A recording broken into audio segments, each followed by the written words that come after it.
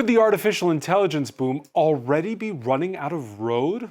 We'll look at warning signs to think that 3 short years ago, the commercial launch of ChatGPT took the planet by storm. AI has since sparked a global race for cash, energy resources, and data, a race that tech giants have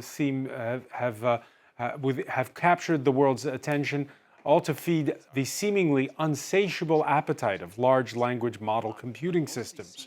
With a few U.S. companies dominating this AI race and a U.S. president who's all in with billionaires, market watchers worry about investors tempted by the easy money of rising stocks at the expense of the entire rest of the economy. Is it a bubble? Is it about to burst? And with what consequences? How should Europe and the rest of the world prepare?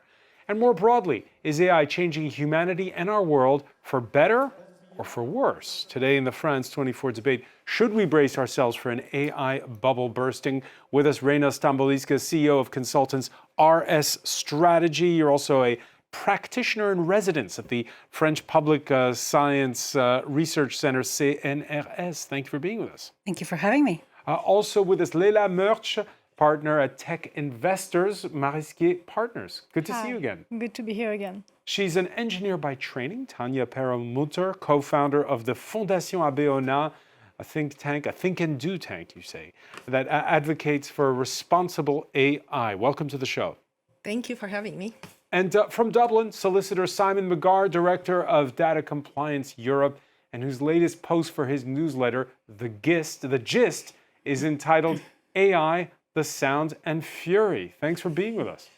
Thanks very much. Reminder that more and more of you are listening. That's right, listening and liking and subscribing to the debate wherever podcasts are streamed. Yeah, markets in the U.S. are, again these days, flirting with record highs. It's been a banner 2025 on Wall Street. But a closer look shows how money has continued to gravitate towards just 10 companies. Traditionally, the top companies take, more than a quarter of the U.S. stock market, but now it's closer to 40%. The top 9 of those companies are tech-related. Reina Stamboliska, what does that tell you? Well, it tells a lot of things, not just about capital flows, but also about redistribution of power, and if you like, more broadly, how whatever we are producing, the growth that technology enables, flows or doesn't towards a broader public, right? Because your picture, your graphic is really telling. So this is what it tells us. And what is worrisome here is that this huge accumulation of resources is prompted, but also creates a vicious circle of collecting and not redistributing resources and also gains. That's so like a black hole for wealth? In a way. I mean, I'm not a theoretical physicist specialist, but it sounds like an extractive institution, as Darren Acemoglu described in his Why Nations Fail, where you basically concentrate resources and gains within a very limited elite circle, and you don't redistribute, you don't include others in that sort of benefits, right? Do you agree with that, Leila Merch? I mean, I agree with that. This is true. This is also how the economy has been working more and more over the past decades. It's like, is it that surprising? This is where I'm like, for me, it's not that surprising. This is how the tech industry has shaped the entire VC landscape over the past dozens of years. And now it's just kind of like getting into the public eye. The question for me is... Getting back to that graph, 38% of all the money of the 500 companies that are listed in the S&P 500 are with just 10 companies, and 9 of them are tech. Yeah, well, 9 of them are tech, and most of them are just this huge giant that we've never seen before in the history of humanity. But it's also because in the history of humanity, we never seen that many millions of people using the exact same tools, doing the exact same thing. Like the fact that humanity is getting more and more homogeneous in how they use, how they buy, how they do things, it also leads to kind of like putting all the money in a few companies that delivers those products. You think about Amazon, you think about Apple. We never had that before. And so now I believe that the main question is around... In the days of railroad companies, in the days of big oil, that didn't exist? Well, was it only one company for the entire world? You see, this is where for me it differs a bit. Of course, we always had the same way to build, but not at the exact same time, not with the exact same companies. And this is where, for me, I agree with what you're saying.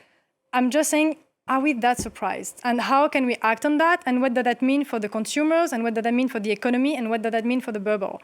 So, Tanya Perlmutter, is it just that the world has become a smaller place, or should we worry? No, the world has not become a smaller place. The world has been going like it has. And this is nothing, what is happening now, to me, is nothing really new. It's just going a lot faster. If I may explain myself, it's a question of infrastructure. And any technological change historically has been always accompanied by if I could say, a grab towards the infrastructure and resources to make sure that you stay in the center. But why so few companies? Why? Well, this is what you have now. You have you were talking about the stocks. So we have the seven, we call this in English, the seven magnificent. And the seven magnificent, the Magnificent Seven. The magnificent, sorry. NVIDIA, Microsoft, Meta, Tesla, Alphabet, Microsoft, Apple. But you also have VC capital here that is playing a very important role. And the narrative that is being told to us that the only way AI is going to function is that we're going to create these huge models. And these huge models need a lot of data. And they also need the compute. And they also need the infrastructure to do these calculations and then distribute it to us so we can consume it, and especially consume it down the line so you need the end of the story is that you need to construct data centers all over the world. This is completely an unsustainable model because the data centers need electricity, they need water, so you're going to end up with communities competing with these companies for resources. So from a geopolitical point of view, it's a problem, but it lets them concentrate power by concentrating the resources and the infrastructure. Let's talk more about these data centers in a moment. First, let me bring in Simon McGarr on this. And Simon, does it keep you up at night that so few companies have so much money right now? I think it's an anomaly, and it's a historical anomaly even within the history of technology. The technology industry has actually traveled for most of its history in one direction, towards decentralization. So we started off with enormous mainframes in the 60s and 70s, and that gradually went down to people's desks by way of the PC revolution, and then into people's pockets by way of the mobile revolution. And that happened for the same reason each time. It was allowed to happen because of Moore's law. The chips become smaller, they could become more powerful and more capable, and people find that what used to require very large centralized systems then later are able to be done on a local level. Now, the thing that happened to allow this huge concentration of wealth into a few companies is that we had a hiccup in that general role. And that was because social media, on one side, is not amenable to Moore's law because it has network effects. There's no point me trying to run a social media program on my own phone by myself. We needed to have a centralized, or at least it was much easier to have a centralized model in order to connect people. And originally social media was called social networking. And so that one was one which created that centralization. And that was for your Metas, your Facebooks, your Instagrams, and your Twitters. The other one is internet advertising. So internet advertising is the secret engine that drives most of the internet economy. And what has happened is that the internet advertising centralization has really aggregated around Google almost to the exclusion of everyone else, because the only way that you can do targeted advertising at scale with precision is if you have access to the search activity as well. The Microsoft CEO said this in a recent trial where he was giving evidence in relation to Google's monopoly powers, and he said he would do anything to gain access to Google's search flow in data, because only with that could he ever make Bing competitive with Google's search engine, but only with that also could he make it competitive as an advertising network. Right, and that So that hiccup isn't the same with AI. There isn't the same moat I see for AI over time. So what are you saying? Over time, this is not sustainable? True, it's not sustainable. And indeed, we saw just today sort of straws in the wind, hints that that we may be coming to the top of the bubble. The Japanese investment bank investor SoftBank, for example, sold all its NVIDIA stock. NVIDIA is the company that makes these chips. It says it's If to it invest in genuinely OpenAI, believed- though. Sure. I mean, I also would like to sell my stock and then invest it in something else later. But for the moment, it has sold those chips in the one company, the shovels in the gold rush, which is almost certain to be left standing, even if the froth is blown away from the rest of this market. And that's I think, a good indicator. NVIDIA, which makes those chips. Now, about some more of these warning signs, the so-called hyperscalers, companies that are building vast data centers that include Alphabet, Meta, Microsoft, and Oracle, they've sustained a hit in recent weeks in the bond market. That's the graph we showed you earlier. The Financial Times reporting as such. The FT, which goes on to say that tech giants are issuing debt at a quick rate to fund their AI expansion efforts, despite having large cash hoards, something investors worry could signal a shift to higher levels of leverage. So debt begetting more debt. In his Substack column, The Atlantic magazine journalist Derek Thompson warns that total AI capital expenditures in the U.S. are projected to exceed $500 billion in 2026 and 27.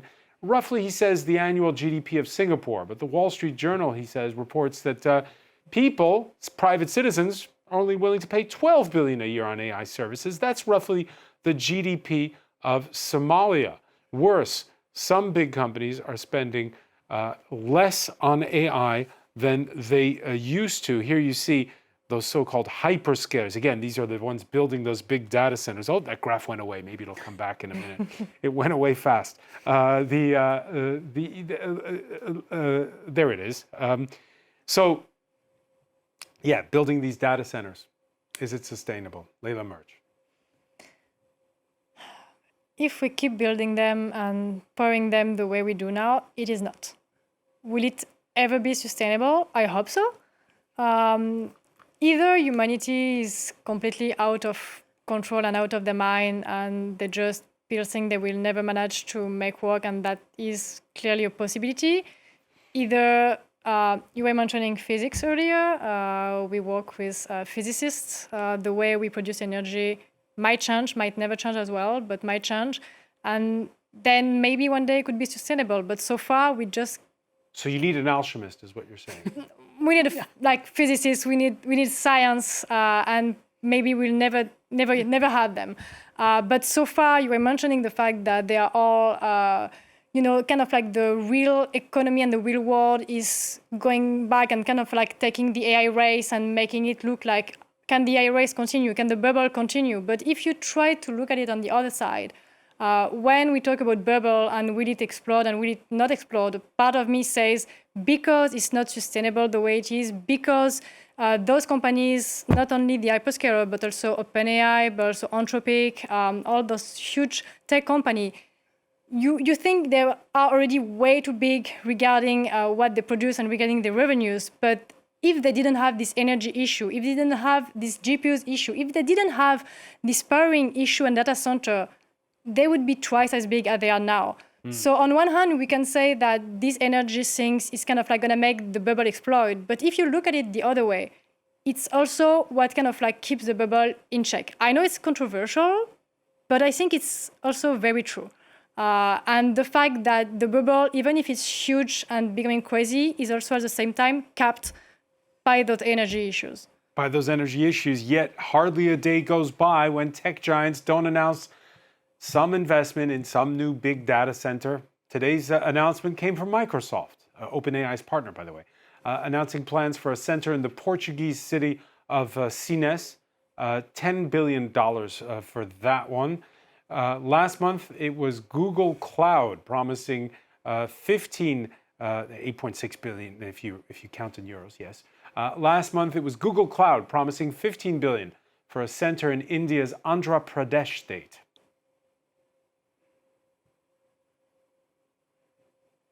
Today, though, we are incredibly proud with the support of the government of India and the state of Andhra Pradesh. We're very pleased to announce a new gigawatt scale AI hub in Visakhapatnam. It's the largest AI hub that we are going to be investing in anywhere in the world outside of the US.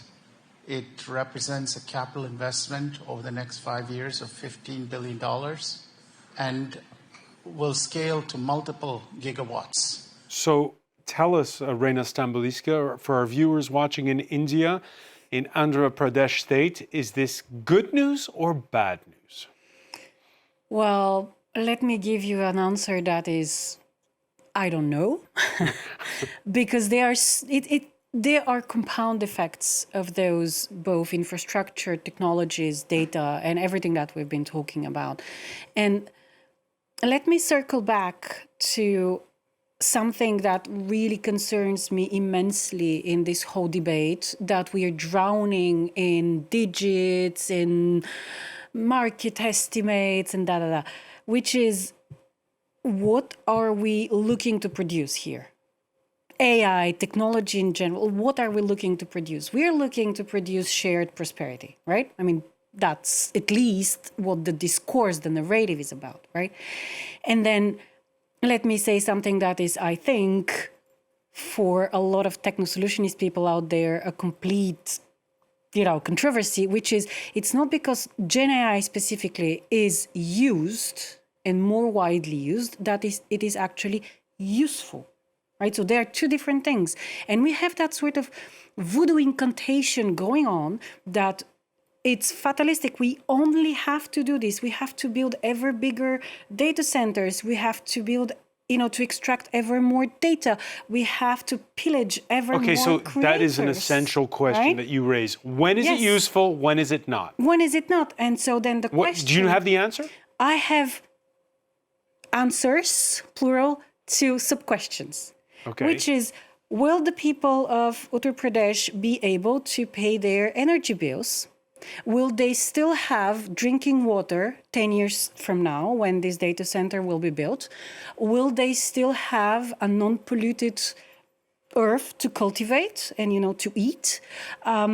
Will there be a trickle down from those so-called, productivity gains and so on and so forth? I mean, when you look at current research from the past 10 plus years about the actual economy of AI workers, you have people in the Silicon Valley who are paid between 1,000 and 500 quid a year as a salary, developers, and even way more. Sorry. Between $100,000 and $500,000 a year. 500,000. Quid, yeah, sorry. And then you have all those people in Africa, in Eastern Europe, and so on and so forth, who are paid $2 an hour to clean and annotate data. And this is the actual economy of the whole thing. So I don't see how all those big declarations and all that spitballing, and I'm the better one, look at me, is going to change this dynamic when there is no transparency, no redistribution, and no checks and balances. And this is what's been happening since Donald Trump came about, and this is what is now perhaps going to happen also in Europe. So those are the questions that I'm looking at. And I agree with Simon that the makeup, the financial makeup of those big techs, it's an anomaly. If you have a look at it more closely, none of them has the traditional big banks, investors, and so on and so forth. When you look at Meta, who has the most shares and who is the only and the sole decision maker? Right. Right. It's Mark Zuckerberg. How did he and others, I'll put it to you, Tanya, how did he and others convince borrowers to lend them the money? Because they are building like I said before, there is this narrative that they're putting to us that the only way that AI can move forward is through these very big models that need that huge infrastructure. But once you install infrastructure, you are there, and it's yours. So that's why they are promoting this discourse. But in reality, can we do things with smaller models? Can we do models that address a specific issue that are going to do compute on a specific thing rather than make a big thing that will be completely adaptable to each situation, which will make us completely dependent on these big companies. And Meta is good example, because if you remember, Meta is they are the people who first introduced social networks to us. And social networks, that the whole model is based on grabbing our attention and then using our attention to show us, to give us marketing and publicity and all those things. And so this model is not healthy. It's not healthy for our economy. It's not healthy for anybody who is the consumer. So what do you do if children, for adults who are, and we're about to replicate what happened with social networks. We're about to take that and build it up and apply the same thing to. It's going to be enhanced by AI now, so it's going to be even worse. So the real question is: do we agree with this narrative, or do we want to construct AI with a different business model, a business model based on public interest, based on what we really need, what we want? It's a very powerful So who technology. does that? Is it through legislation that's done? Who makes the decision on how to build a better AI? We, the people, all of us together, can make that decision. And concretely, how would we, the people, work? How would we, the people, work? Well, you would, of course, say that democracy would be the ideal tool, but that's what we're through seeing. laws is what you're saying. Not necessarily through. It could be through citizen engagement, because now we do have a technology to get citizens' views instantly on basically any topic, and AI could help us do that and could help us moderate that. But that's one of the ways to do it.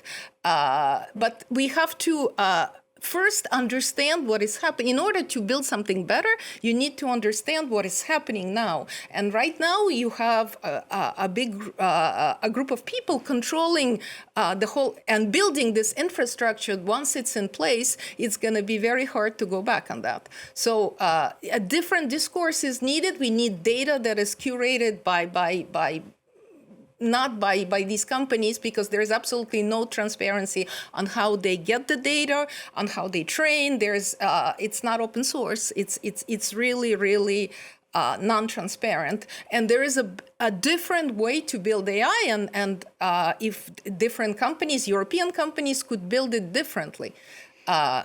Just on this point, the French have been talking a lot about this French company called Mistral, which is trying to do a large language models, and they've been championing it. It doesn't have the kind of money that the Silicon Valley giants do, but they've got the three co-founders. They've all just, I read, become billionaires. Do you support a project like Mistral, or are you saying this is the wrong way to tackle the issue? I'm not going to comment on Mistral precisely, but I could say that if there is a startup that has access to a lot of data, good data, that has access to an infrastructure that can do compute and can produce models that are beneficial to society, yes, that is totally a good way to move forward. But for that, we need political influence, and we need politicians to come together and say, yes, let's do this. So Europeans can do this together with citizens, with other companies, small startups. The only way they have today to grow and move is to ally themselves with big hyperscalers, or where the concentration of power happens. And that is maybe the wrong way to move forward. But in order for us to do that, we need to understand collectively where we want to go. I see. So it has to be grassroots. All right, everyone wants to jump in. I'll start with you, Raina. We have to go to Dublin in a minute, but go ahead. Just quickly, you don't dismantle the master's house with the master's tools, right? I mean, we are continental You're not a Europeans. fan of Mistral, are you? I'm not a fan of anyone who presents themselves as the providential, as the gatekeeper, as the solution to something that I have never partaken into. So we the people, and that's the point. I mean, even what we are doing here tonight, sharing views and confronting views of the world, of reality, this is something that, when was the last time you saw this happening in terms of public debate? When did you see it happening? When did you see that happening? When the valuation of Mistral went to 11 billion and when it got US investors? When did you see we the people partaking into a more widely accessible public interest infrastructure? I'm still not convinced that small or big LLMs are actually useful, given their inherent and by design hallucinations and so on and so forth, while we have been having boring AI for decades, and it works. And it doesn't extract resources, people's data, people's drinking water, and people's electricity to do that. Simon McGarr, what should artificial intelligence and large language models be for? What should they be used for? What should be their practical application in our world? I think it's currently a solution in search of a problem. And you can say that solution, that we will find the problem it solves. And we know that the non-generative form of AI, the one that does pattern recognition, the one that machine learning, that has been running for years and has been found to be extremely useful. In the realm of cybersecurity, for example, you have billions of bytes of logs. No human being could read them, but throw a machine learning model at it, and they can see anomalies, which would indicate, for example, there's been a data breach, or somebody has signed in from a country that they don't normally sign in from. That kind of useful thing. The difficulty is when we try and bring the question of language models, which are the novelty, but are also the core thing driving this enormous bubble, and the thing causing this extractive economy around usage of people's data, usage of the creative industry's data, usage of our personal data. We have to hold on to the principles that we had before the money started dancing in front of our eyes. And unfortunately, just recently, the EU Commission has proposed, for example, to start making exemptions from our GDPR rights, our data protection rights, for the purposes of doing AI model training, for the purposes of feeding data to these machines. Now, I don't think probably that would stand up to scrutiny before the Court of Justice of the EU. But the important thing to recognize is that just because we could fight it in the courts, it's much better that we recognize these are principles that we should hold to as a political question. So going back, and just let me ask you about the motivation here, Simon. Going back on what's called the GDPR, those European rules that regulate data protection and when it comes to the internet, is it because they're true believers in the AI race, or is it to appease the Americans who've been throwing their weight around since they kind of own a lot of this? No, I think it's much more basic than that when it comes to reacting to the world around us, political systems tend to react to whatever's on the front page of the paper first. And if you see a huge payment bubble, an investment bubble coming in, and they worry Europe might miss out. And they're told the problem with Europe is it has too many rights. It considers people's data more important than making money. And the Commission doesn't want to be said to be getting in the way of making money. But the reality is that those rights in the Charter of Fundamental Rights are treaty rights. They're common to every citizen in the EU, and they're not to be traded away for a temporary stock market bubble. Now, the good news is the EU's legislative process moves so slowly that I suspect that long before these proposals ever actually reach legislation, this bubble will have burst and everyone will be embarrassed to be associated with the ideas. But that doesn't mean that we shouldn't be unhappy that the ideas are being presented. Leila Mert, you agree?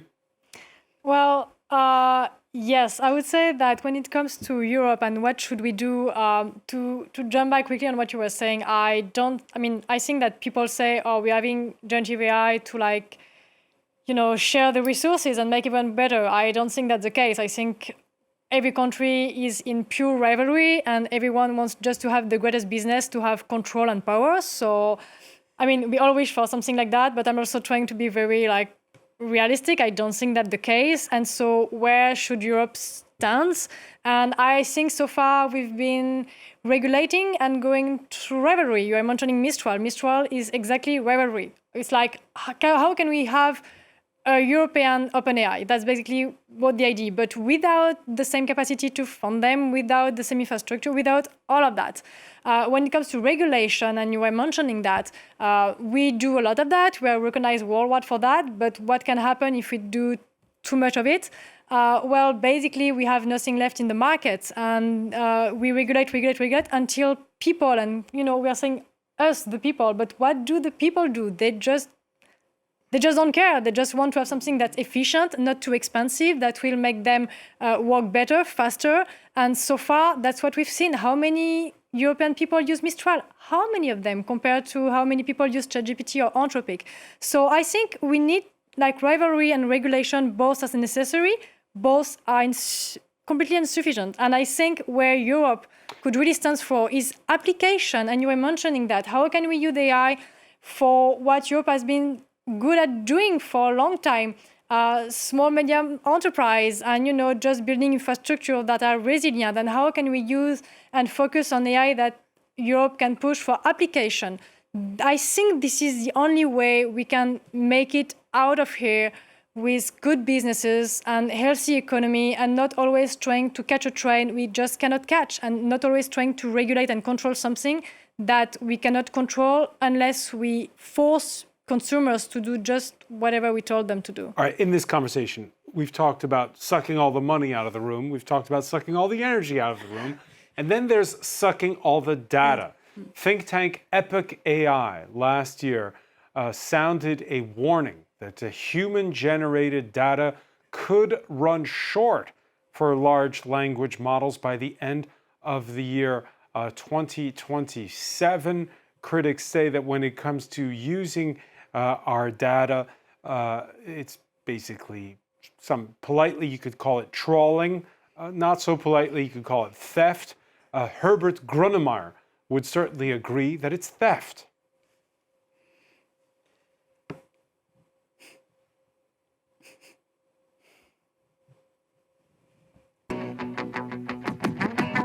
Das Firmament hat geöffnet, wolkenlos und ozeanblau.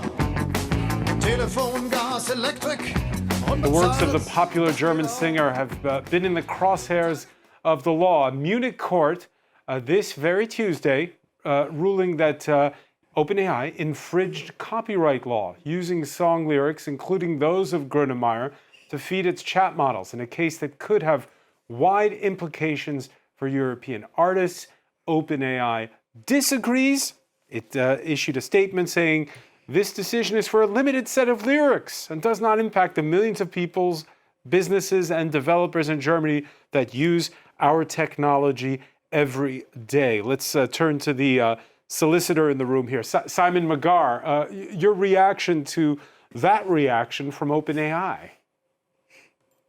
Well, I mean, you might as well just say, well, you only got us on this one, but there's loads of other things we've done that you haven't got us on, which does rather invite other people to react in the same manner as our musician friend. The key issue here is that OpenAI has trained its data on material which it does not have the copyright for. And once you have used the data to train the model, there's no way to unpick those threads. They can't be undone. And so anyone can go to that model afterwards and say, give me a song in the style of, and give the name of a musician.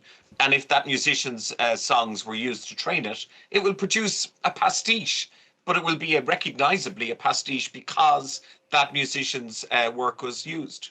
And this goes for writers. It goes for, there was a settlement recently where writers whose data was used, their books were used to train Anthropic's Claude model. They're going to receive, I think, a settlement figure of about €1,500 each. That's a lot of writers, and that was only a small subset of all the books that there are in the world. So the problem here is that the models are being trained without really a great deal of consideration of the legal rights and privileges of the people whose data they're using. And we remember all the actions by the music companies when people would download songs and how appalling that copyright theft was. That was individual songs. This is the entire output of every creative person ever. Visual, film, you can go to literature, anything you like. And this is one of could probably be the done? most abusive and extractive elements. What could be done? At the moment, what we're seeing is a series of lawsuits by the various copyright holders, individually suing for the use of their material by way of guilds, mass actions, but mass action by writers, and then mass actions by developers, mass action by authors, and so on. What we're going to see in the end is either legislation to cover this, or, and this is what the AI companies would want, that they're granted an exemption, that they're just let use the data, that copyright is suspended for these purposes. Now, it's an extraordinary suggestion. It's amazingly ambitious. But when the bubble gets big enough and the amount of money that appears to be on the line gets large enough, it becomes the kind of thing that policymakers start to talk about considering. I don't think they should, but they certainly do. They certainly start talking about it. And it's up to the general public to say, actually, I think I value the individual artist more than I value ChatGPT in my pocket. Tanya Perlmutter, if you're a betting woman, what would you say? Is it, in the end, are they going to be able to use everybody's creative content without their permission, or is that? I don't think so. I think they know very well that they're going to have to pay, and they're just using this moment where the cards have not organized and you can do anything you want for now. So they're grabbing, but they already know that this is going to come to an end. Media is the first example. Journalism is being, as you very well know, is being disrupted by AI, and the traditional model you had before. You still had advertising, and you knew that, for example, if you take Wall Street Journal, they always knew that the client that they were looking for were not the readers who were 50 years old men and driving Audis. So now this is no longer the case. They have to come up with new ways of doing things. But the data that is being trained on, they have the rights to that data, and you are producing content, so you're gonna be paid for that content. It's just that the market value of it is not clear yet, and it's gonna. New York Times is suing, of course, OpenAI, and there are many other lawsuits going on at the same time. There's gonna have to be it's gonna be settled at some point, but not yet clear how. But of course, the Silicon Valley is using American power and the government to sue BBC, for example, to try to make us fear. And yeah, to make it fair. Leila Merch, is there this question of AI running out of data. Data, it could create its own data perhaps, but it's data created by humans, human-driven data. Well, human-driven data available on the internet. We're not running out of human-created data. You live, we are creating data right now. Like just the world existing creates data. We are running out of available and stocked and organized and on the internet human data. What could we see? You mentioned the fact that the machine could produce its own data, which we call synthetic data. There are huge questions behind that. Can we produce enough? Fast enough? How much does it cost? And is it good enough? If we think about using only synthetic data, which some big companies are betting on, you can think about the fact that the world, since through AI, will be more and more homogeneous, because the more you produce synthetic data, the more you use the same and blah, blah, blah. The other solution, that is for me not a solution at all, but when you see how those companies behave and they're just like, oh, we'll just take the data, is actually going through live capture data. We've never been through that quite yet, but if you think about the world of tomorrow, and I don't want to scare anyone, but if you think about cameras and IoTs and just your fridge being connected and your door being connected and just the whole city being connected, then the data production could just go through the roof compared to what we've seen now. We produce a lot of data on social medias, but how much data could you produce if all of our lives were connected? We have connected watch, we have connected TVs. If everything we do, if we have robots, for example, in your houses tomorrow, they will produce data on how you live. So we're not running out of data. We're running out of the data we used to use. And what will be the future use of data? That is a huge question. Reina Stambouli said the last word. Are the machines taking over? No, what is taking over is that sort of techno-messianic, extractivist, religious authoritarianism. I understand what you're saying, and from a cybersecurity perspective, I see this every day. This, however, doesn't mean that I want and I consent to this being my reality. There is something called fundamental rights. There is something called creators' rights. There is something called I don't want to live in this world. So again, I'm reiterating this. This is not a fatality. And when this bubble bursts, because it will burst, because all the money that goes there doesn't go to other things, doesn't even go to other technology sectors, right? Which is a very huge problem. Because yes, Simon is right saying this is a solution looking for a problem, and all the available money goes there, all the available resources go there. So when this bubble bursts, this is the dot-com bubble from year 2000 is going to look like a very nice walk in the park. Because this bubble today is going to touch on every aspect of life, every aspect of society, and there are very few people who are going to make it out in one whole piece. So my concern is there. So your question about are the machines taking over, my answer is they must not. And it is up to us, people, but users, but also researchers, entrepreneurs, policymakers, journalists, educators, solicitors, to make it not take over through upholding a vision for democracy that, unfortunately, Europe is now the only one to have, right? So that's the question. The question is, will our political leaders have the courage, the cojones, if you like, to stand up to that sort of incantation that the takeover by the machines is inevitable? It's not. All right. But it takes courage, and it takes stamina, and it takes a spinal cord to stand up to this. We'll have to leave it there, priming the pump for what could be another great conversation. Reina Stambouli, I want to thank you. I want to thank as well Tanya Perel-Mutter, Leila Murch, Simon McGarr for being with us from Dublin. Thank you for being with us here in the France 24 debate. Thanks a million.